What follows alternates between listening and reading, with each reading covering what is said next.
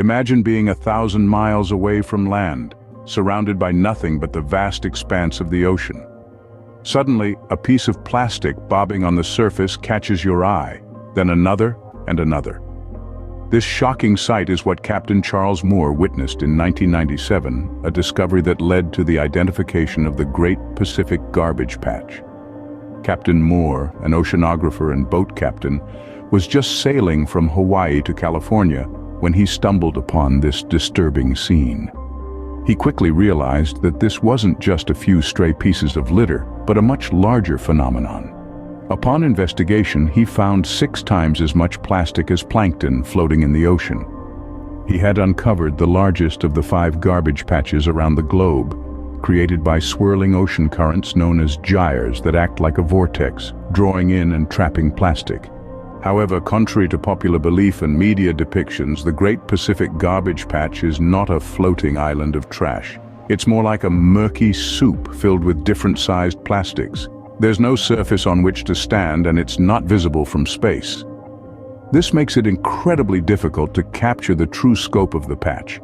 Even satellites, drones, and Google Earth struggle to provide an accurate representation. In the quarter century since its discovery, understanding of these garbage patches has deepened, with efforts to quantify and clean them up. However, misconceptions persist. The sheer scale of the Great Pacific Garbage Patch, estimated to contain at least 79,000 tons of plastic within an area twice the size of Texas, can be hard to comprehend.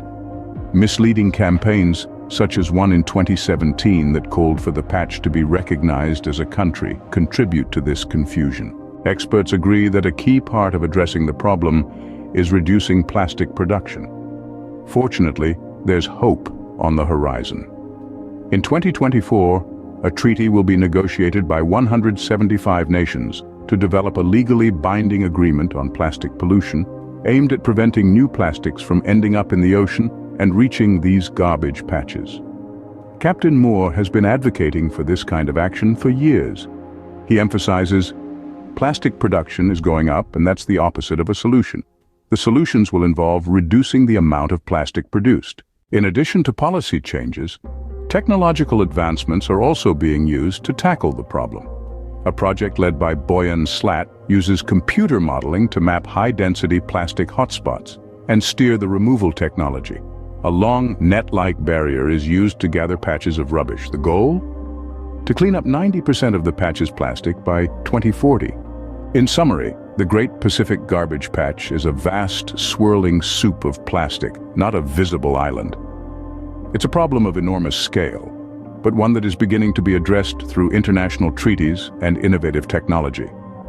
Most importantly, it's a stark reminder of the need to drastically reduce plastic production. The ocean, after all, should be home to marine life, not mountains of discarded plastic.